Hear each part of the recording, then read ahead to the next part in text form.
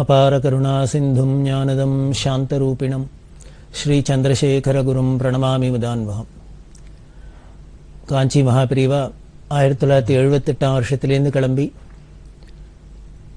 கர்நாடகத்தில் யாத்திரை பண்ணிட்டு இருக்கிறத பார்க்குறோம்.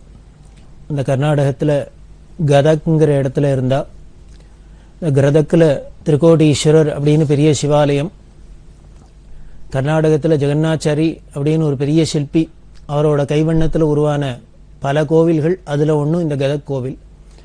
அங்கே இருக்கிறதே தான்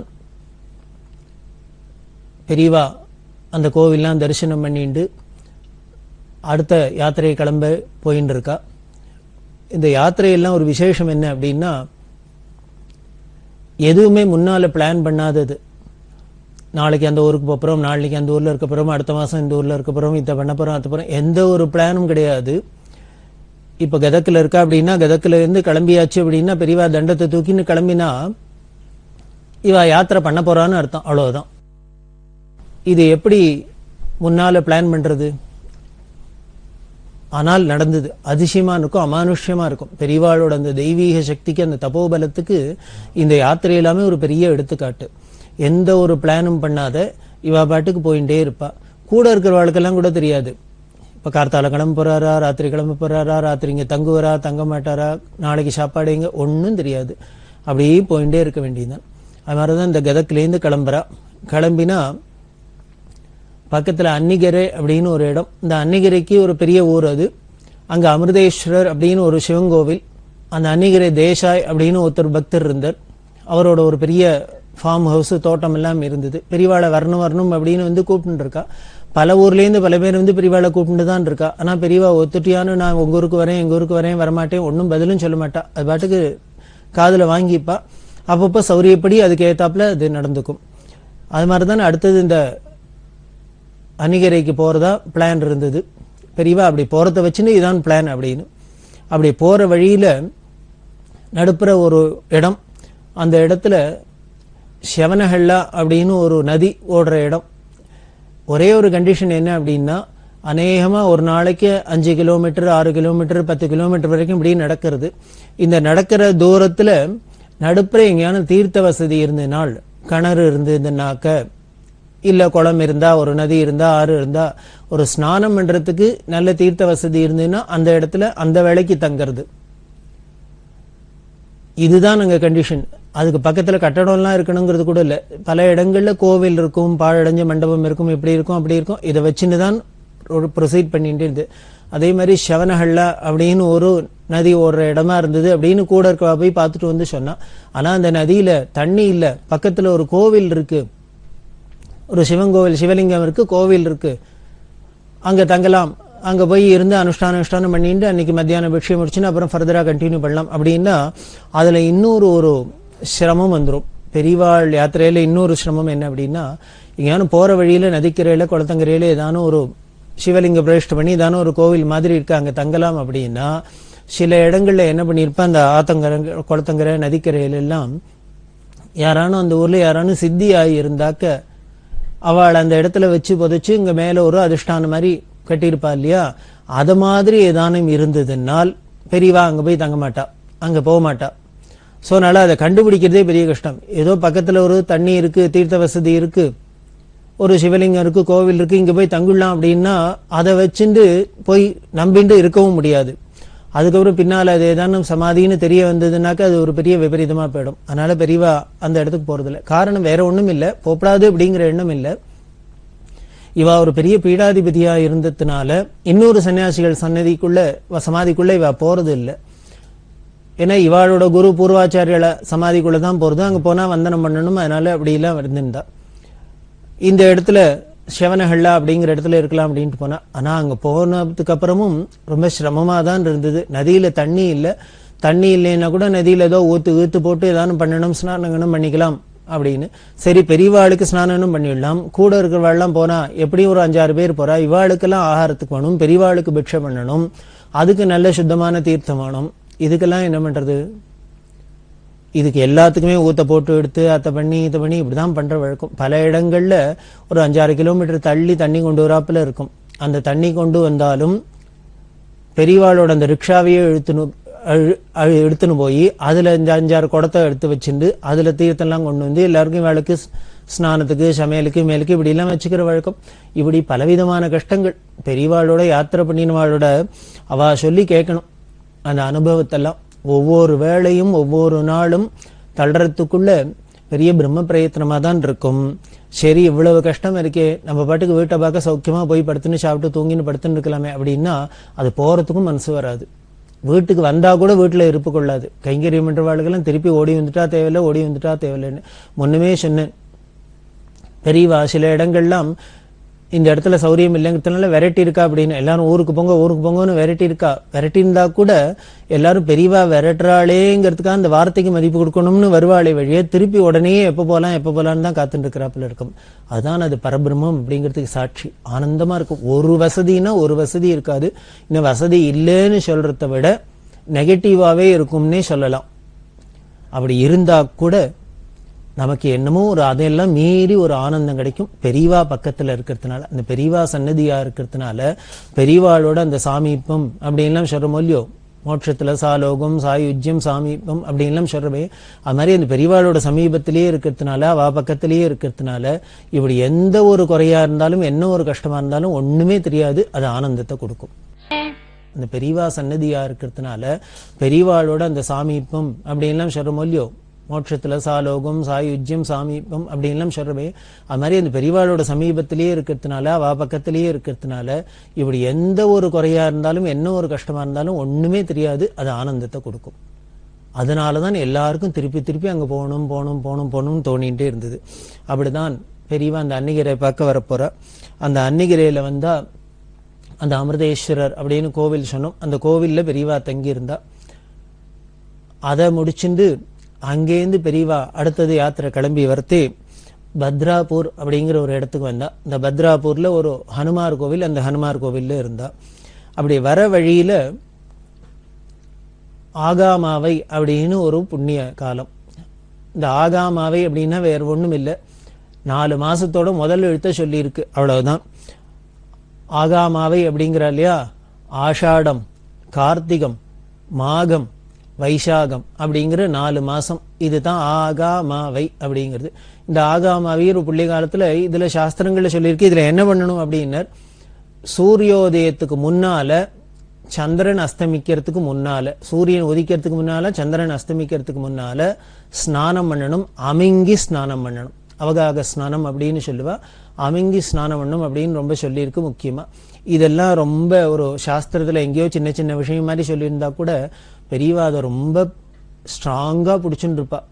பிடிச்சுன்னு அனுஷ்டானம் பண்ணா கடைசி வரைக்கும் இப்படியே அனுஷ்டானம் பண்ணா. இந்த அனுஷ்டானங்கள்லாம் எங்கேயானு உலகத்துல பார்க்கணும் அப்படின்னா இன்னைக்கும் பார்க்கலாம்னா காஞ்சி காமகோடி பீடத்துல மட்டும்தான் பார்க்க முடியும். இப்படி சாஸ்திரங்கள்ல சொன்னதை 100% எங்கேயானும் ஃபாலோ பண்ண முடியுமா, நடத்தி காமிக்க முடியுமான்னா அது முடியும். அப்படிங்கிறதுக்கு பிரத்யட்சமா உலகத்துல இருக்கிற ஒரே இடம் காஞ்சி காமகோடி பீடம் தான். இன்னமும் அந்த பீடாதிபதிகள்லாம் இப்படித்தான் பண்ணிட்டு இருக்கா, அந்த ஆகாமாவி ஸ்நானம் அப்படின்னு. அதுல வந்ததுனால இது வைசாக மாசமா இருந்ததுனால சூரியோதயத்துக்குள்ள ஸ்நானம் பண்ணும் அப்படின்னு பக்கத்துல ஏதோ ஒரு நதி மாதிரி இருந்தது, அந்த குளம். அதுல ஸ்நானம் பண்ணினா, ஸ்நானத்தை பண்ணிட்டு ஃபர்தரா கண்டினியூ பண்ண ஆரம்பிச்சிட்டா. கண்டினியூ பண்ணி தான் இந்த பத்ராபூர் இதை பாக்கி நோக்கி வரா பெரியவா. அப்படி வரத்தே அந்த பத்ராபூர்ல ஹனுமார் கோவில்ல பெரியவா தங்க போனா முதல்ல அந்த ஊர் ஜனங்களுக்கு புரியல, யாரோ ஒரு சாது வந்திருக்காரு, சன்னியாசி வந்திருக்காரு அப்படின்னு நினைச்சிருந்தா. அதுக்கப்புறம் பெரியவா அங்க போய் செட்டில் ஆனதுக்கு அப்புறம் பார்த்தா வரிசையா கார்லாம் வர ஆரம்பிச்சுடுத்து. ஒத்தரா அவாவா தேடின்னு பெரியவா தரிசனத்துக்கு வரத்தெல்லாம் பார்த்தோன்னு அப்புறம் தான் அந்த ஊர் ஜனங்களுக்கு புரிஞ்சது, ஓஹோ இது யாரோ சாதாரண ஒரு தெருவில் போற சன்னியாசி இல்லை போல இருக்கு, இவர் யாரோ ஒரு பெரிய மகான் அப்படின்னு தெரிஞ்சுண்டு அதுக்கப்புறம் எல்லாரும் ஊர் ஜனங்கள்லாம் வந்து கூடி எல்லாம் பண்ணினா. அப்படி இருக்கிறவாள்லாம் முதல்ல இவர் யாருன்னே தெரியல, அதுக்கப்புறம் தெரிஞ்சினப்புறம் என்ன பண்ணுவாங்க, தங்களோட உடல் பொருள் ஆவிங்கிறாப்புல சர்வத்தையும் பெரியவாளுக்கு தியாகம் பண்ணணும்னு தோணும். ஒருத்தர அரிசியை கொண்டு கொடுக்க ஆரம்பிச்சா, இனிமே பருப்பை கொண்டு கொடுக்க ஆரம்பிச்சா, கரிகாயை கொண்டு கொடுக்க ஆரம்பிச்சா, அதை அர்ப்பணம் பண்றா, இதை அர்ப்பணம் பண்றா, எல்லாம் பண்றா. அப்படி அங்க இருக்கிறதே தான் தஞ்சாவூர்ல பங்காரு காமாட்சி அப்படிங்கிற பெரிய கோவில் இருக்கு அப்படின்னு பார்த்தோம். அதாவது காஞ்சிபுரத்தில் உள்ள காமாட்சி அம்பாள் தான் 18ஆம் நூற்றாண்டுல கலவரத்தினால தஞ்சாவூருக்கு போனா அப்படிங்கிறது முன்னாலேயே நம்ம சரித்திரத்துல பார்த்துருக்கோம். அப்படி இருக்கிறதுனால இந்த பங்காரு காமாட்சி கோவில் ஸ்தானிகர் பிரசாதம் எடுத்துன்னு வந்திருந்தார் பெரியவாளுக்கு. ஏன்னா பின்னாலேயே பெரியவாளுக்கு வைகாசி மாசமா இருந்ததுனால அனுராதா நட்சத்திரம் வருது, பெரியவாளோட ஜெயந்தி வருது, அதை ஒட்டி பிரசாதம் எல்லாம் கொண்டு வந்தார். அந்த பிரசாதத்தெல்லாம் பெரியவா ஸ்வீகரிச்சுண்டா. பெரியவா கும்பகோணத்துல இருக்கிறதே இது மாதிரிதான் ஒரு நரசிம்ம ஜெயந்தி. அதுல மடத்துல கைங்கரிய மன்றத்துல ஒருத்தர், அவர் என்ன பண்றார், உக்ராணம் அவத்த இன்சார்ஜா இருந்தவர். இந்த உக்ராண மாமா அப்படின்னு சொல்லுவா. அந்த உக்ராணத்துட்டு அவர் தான் இன்சார்ஜ். நரசிம்ம ஜெயந்திக்கு பூஜை பண்ணணும் அப்படிங்கிறது அதுல பெரியவா என்ன பண்ணா, வெள்ளரிக்காய் வைக்கிற, வெள்ளரி பிஞ்சு அது வைக்கிற வழக்கம். இந்த வெள்ளரி பிஞ்சு இருக்கா அப்படின்னு பாக்குறா. அதாவது பலாப்பழம் அந்தந்த சீசன்ல என்னென்னலாம் கிடைக்கிறதோ அதெல்லாம் சுவாமிக்கு அர்ப்பணம் பண்ணணும் அப்படிங்கிறது நம்மளுக்கு ஒரு சம்பிரதாயம். எந்தெந்த காலகட்டங்கள்ல என்னென்ன கிடைக்கிறதோ அதெல்லாம் ஈஸ்வரார்ப்பணம் பண்ணிட்டு அதுக்கப்புறம் அதை நாம உபயோகப்படுத்திக்கணும் அப்படிங்கிற ஒரு சம்பிரதாயம் நமக்கு மகான்கள்லாம் வகுத்து வச்சிருக்கிறதுனால பெரியவா அதுல ரொம்ப ஸ்ரத்தையா பண்ணுவா. இந்த சமயத்துல சங்கர ஜெயந்தி இந்த சம்மர்ல தான் பலாப்பழம் கிடைக்கும், இது மாதிரி விஷயங்கள்லாம் கிடைக்கும் இல்லையா. அது மாதிரி வெள்ளரி பிஞ்சு வேணும் அப்படின்னு கேட்கிறா. பூஜைக்கு வந்து உட்காந்துட்டா எல்லாம் வச்சிருக்கு, வெள்ளரிக்காயை காணும், வெள்ளரி பிஞ்சு காணும். உடனே பெரியவா கேட்டா, இந்த உக்ராணம் இருக்காரு அவர்கிட்ட கேட்கிறா, உருவாருகம் நாஸ்தி அப்படின்னா, அதாவது சம்ஸ்கிருதத்துல கேட்கிறா. ஏன்னா பூஜைக்கு வந்துட்டதுனால மடியா இருக்கிறதே சம்ஸ்கிருதத்துல பேசுவா. வெள்ளரிக்காய் இல்லையா, வெள்ளரி பிஞ்சு இல்லையா அப்படின்னு. அவர் உடனே சொன்ன, இல்ல கிடைக்கல அப்படின்னு. உடனே பெரியவா சொல்றா, இங்க மடத்திலேயே உட்காந்துன்னு கிடைக்கலன்னா என்ன அர்த்தம், போய் மார்க்கெட்ல பார்க்கணும், நம்மளே தேடணும் அப்படின்னு. இல்ல அவர் ஆளெல்லாம் அனுப்பிச்சுன்னு போய் பார்க்க சொல்லி இருக்கார். இருந்தா கூட போனவா பார்த்துட்டு 2 இடத்துல பார்த்துட்டு 4 இடத்துல பார்த்துட்டு இல்லைன்னு திரும்பி வந்துட்டா. அதைத்தான் இவரும் சொல்லியிருக்கார். அதுக்கு பெரியவா சொல்றா, ஒரு நிர்வாகத்துல இருக்கிறவா கீழே இருக்கிறவாளை வேலை வாங்கினா மட்டும் போறாது, அவ சரியா செய்யலைன்னா உடனே நாமளே ஃபீல்டுல இறங்கி வேலை செய்யணும் அப்படிங்கிறதுக்காக இங்க மடத்துல உட்காந்து யாரோ ஆளை அனுப்பிச்சேன் பார்த்தா இல்லை அப்படின்னு சொல்லிட்டா என்ன அர்த்தம், போய் பார்க்கணும் அப்படின்னு. போய் பாரு, இது வந்தாதான் பூஜைக்கு நைவேத்தியத்துக்கு அப்படின்னு விட்டா. இதெல்லாம் என்ன பண்ணா ரொம்ப ஸ்ட்ரிக்டா பெரியவா பண்ணா. அதான் நமக்கு ஒரு ஸ்ரத்த வரணும் அப்படிங்கிறதுக்காக. இப்ப இல்ல வெள்ளரி பிஞ்சு வச்சு நைவேத்தியம் பண்ணலன்னா சுவாமி ஏதாவது கோச்சுக்க போறாரா, இல்ல அப்படின்னா இன்னைக்கு வெள்ளரி பிஞ்சு கிடைக்கலன்னு பிசாத விட்டுடுவோம், நாளைக்கு இனிமே பூ கிடைக்கலன்னு பிசாத விட்டுருவோம். இப்படி ஒரு சாமானும் கிடைக்கல, நமக்கு சுலபமா ஈஸியா கிடைக்கலங்கிறதுனால சுவாமிக்கு வெறுமனை விட்டுட்டோம்னா அதுக்கப்புறம் இந்த சம்பிரதாயம் எல்லாமே போயிடும், அப்புறம் பூஜை பண்றதுங்கிறதே நின்று போயிடும். அதனாலதான் பெரியவா ஒரு சின்ன விஷயமா இருந்தா கூட அது குறைஞ்சாக்க என்னமோ குடிமுழுகிறாப்புல அதுக்கு அமக்கலப்படுத்தி அது வந்தாதான் அடுத்தது காரியம் நடக்கும் அப்படிங்கிறாப்புல சொல்லுவா. அவ ஆச்சாரியங்கிற பொறுப்புல இருந்ததுனால, ஜெகத்குருவா இருந்ததுனால, நம்மளுக்கு ஸ்ரத்தைய ஊட்டுறதுக்குன்னே ஒரு அவதாரமா இருந்ததுனால இப்படி எல்லாம் நடந்துட்டா. இதெல்லாம் வச்சுன்னு இதெல்லாம் இல்லைன்னா என்ன சார், அவர் ரொம்ப ஓவராவே பண்ணிட்டு இருக்க, ஆக்ட் பண்ற அப்படிங்கிறாப்புல நமக்கு தோணப்படாது. அதுதான் நமக்கு ரொம்ப முக்கியம். நமக்கு ஸ்ரத்த வரணும். ஒரு சின்ன சின்ன விஷயமா இருந்தா கூட அதுல எவ்வளவு நமக்கு கவனம் இருக்கணும், ஸ்ரத்த இருக்கணும், முயற்சி இருக்கணும். அப்படி எல்லாம் இருக்கிறதுனா தான் ஈஸ்வர அனுபவம் பரிபூர்ணமா இருக்குங்கிறதுக்காக தான் நமக்கு சொல்லித்தரா அப்படிங்கிறதுல பாவத்துல தான் எடுத்துக்கணும். அதனால இப்போ என்ன பண்ண, இந்த கார்வார அனுப்பிச்சுட்டா, நீ போய் பார்த்துன்னு வா அப்படின்னுட்டா. இவர் உடனே வண்டியை எடுத்துனர், கிளம்பிட்டார். பெரியவா உத்தரவு பண்ணியாச்சுன்னா அப்புறம் என்ன பண்ண முடியும், கிளம்பிட்டார். அப்படி கிளம்பி போனா மார்க்கெட்டுக்கு போனா அங்கேருந்து தாண்டி பக்கத்துல ஏதோ ஒரு சந்தை, கருப்பூருங்கிற இடம், அந்த சந்தைக்கு போறா போல இருக்கு. போலாம், அங்க போய் கிடைக்குமான்னு பார்க்கலாம் அப்படின்னு போனா வழியில யாரோ ஒரு அம்மா, அந்த அம்மா வியாபாரி, அந்த அம்மா தலை முழுக்கலும் ஒரு பெரிய கூட நிறைய வெள்ளரி பிஞ்சை வச்சுட்டு குறுக்க வரா. இவர் வண்டியில அப்படி போயின்னு இருக்கார். அந்த ஊர் சந்தையில போய் தேடி பார்க்கலாம் அப்படின்ட்டு. ஏன்னா அடுத்து இனிமே வெள்ளரி பிஞ்சு இல்லாத அவர் மடத்துக்குள்ள வர முடியாது. பெரியவா அங்க பூஜையும் பூர்த்தி ஆகாது. பெரியவா சுக்ரீவ ஆக்ஞை, போய் பார்த்துன்னு வா, வாங்கிட்டு வா அப்படின்னு விட்டா வாங்கிட்டு வந்துதான் ஆகணும். கிடைக்கவும் கிடைச்சிடும் அது. அப்படி இவர் தேடின்னு இந்த ஊர்ல இல்ல அங்க கிடைக்குமா இங்க கிடைக்குமான்னு சுத்தி வட்டாரத்துல எங்கேயானு தேடி கண்டுபிடிச்சலான்னு இவர் போயின்னு இருக்கிறதே தான் குறுக்க ஒரு கிராமத்துல ஒரு அம்மா நிறைய வெள்ளரி பிஞ்சோட கூடையோட வரா. அப்பதான் வா அறுத்து அலம்பி சுத்தம் பண்ணி மார்க்கெட்டு கொண்டு வரலான்னு வந்துட்டு இருக்கா. இவரை பார்த்தோன்னு வண்டியை நிறுத்தி, சாமி வெள்ளரி பிஞ்சு நிறைய இருக்கு வாங்கிக்கிறியா அப்படின்னு. இவருக்கு பார்த்தா ஆச்சரியமா இருந்தது. என்னடா அது, நம்ம இத்தனை நேரம் பார்த்தாலேருந்துலாம் பார்த்து ட்ரை பண்ணி வெள்ளரி பிஞ்சே இல்லைன்னோம், இப்ப பெரியவா போய் பாரு பார்த்தாதான் கிடைக்கும், நம்ம போய் முயற்சி பண்ணோம் அப்படின்னு சொல்லி அனுச்சதுக்கு அப்புறம் அம்பு மாதிரி ஏவினோன்னு கூட நிறைய ஃப்ரெஷ்ஷா எடுத்துட்டு வரா.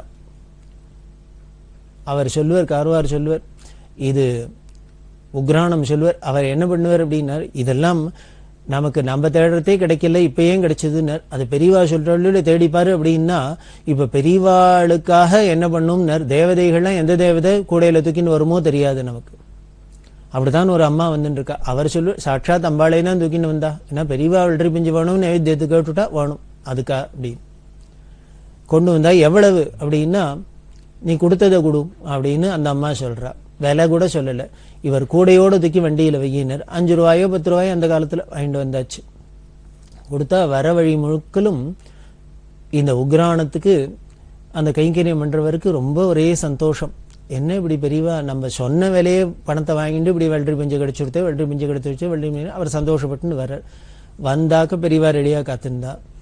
என்ன வெள்ளரி பிஞ்சு கிடைச்சதா? இதை கூடையோட கிடைச்சுடுத்தும், பெரியவா அனுகிரகம் அப்படின்னு. உடனே அதுக்கப்புறம் பெரியவா சிரிச்சுன்னு சொல்றா, இது எல்லாமே நம்மளோட ஸ்ரத்தைக்கு தான் பகவான் அனுகிரகம் பண்ற.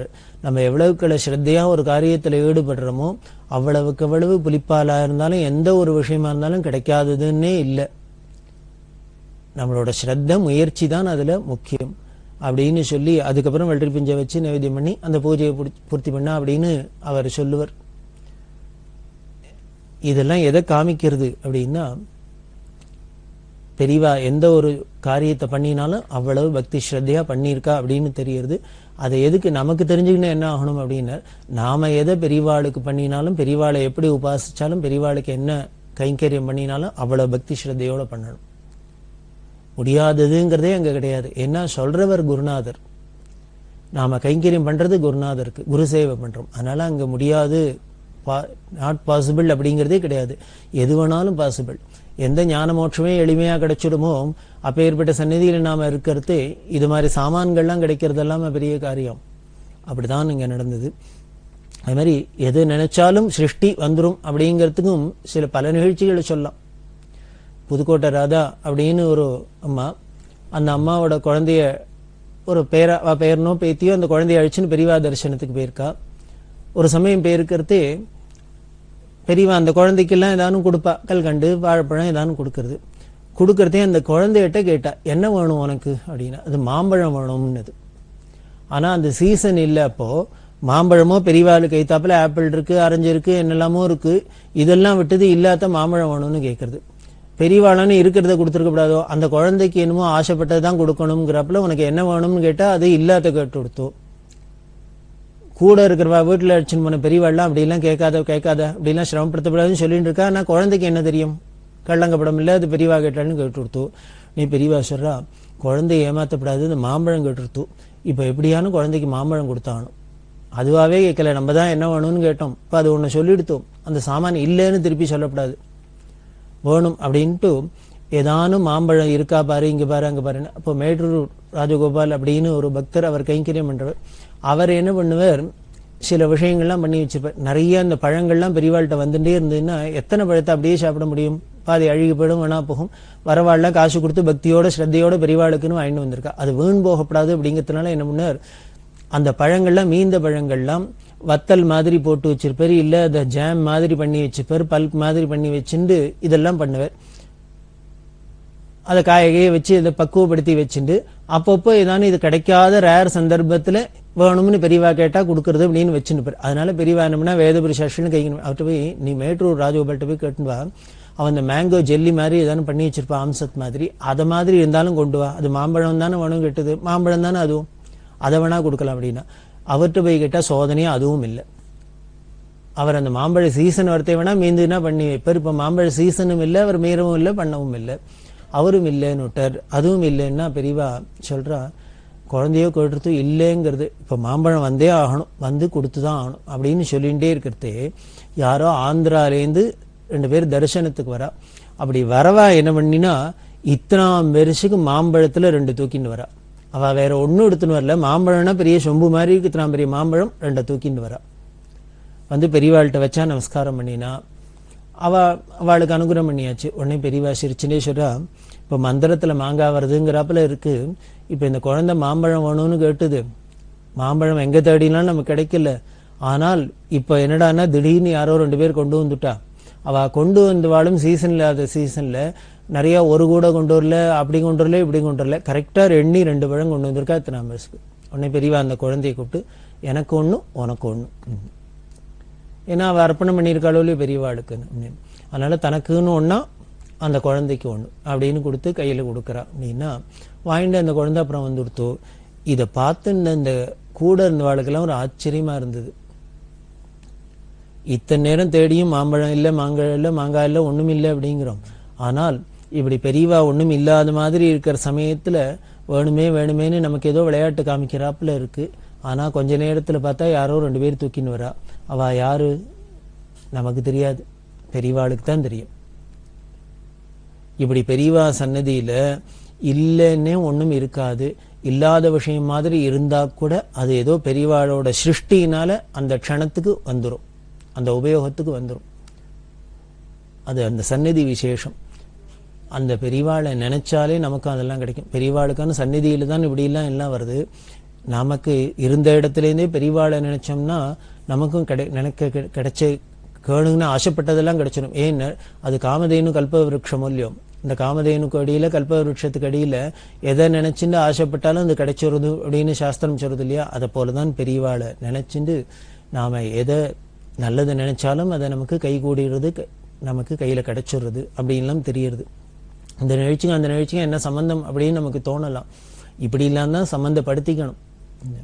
ஒரு பெரியவா சன்னதியில போய் ஒரு குழந்தை ஆசைப்பட்டு மாம்பழம் கேட்டுதுன்னா கிடைச்சுன்னா வந்துடும். ஒருத்தர் வெள்ளரிக்காய் வேணும்னு கேட்டார்னா கிடைச்சிடும். அப்படின்னா நமக்கு இனிமே எதைத்தான் கிடைக்காது? நாம ஆசைப்பட்டது எல்லாமும் நமக்கு இனிமே ஞானம் வேணுமா, மோட்சம் வேணுமா, எதை கேட்டாலும் எதை ஆசைப்பட்டாலும் கிடைச்சிடும். அதனால ஒன்னே ஒண்ணு, பெரியவா சன்னதியில நாம ஆசைப்படுறதை விரும்புறதை பிரார்த்தனை பண்றதை ரொம்ப ஜாகிரதையா பிரார்த்தனை பண்ணிக்கணும் அப்படின்னு சாஸ்வதமானதை ஆனந்தத்தை பிரார்த்தனை பண்ணும் அப்படின்னு நமக்கு இந்த சங்கல்பத்தோட தொடர்ந்து இந்த நிகழ்ச்சியை பார்க்கலாம்.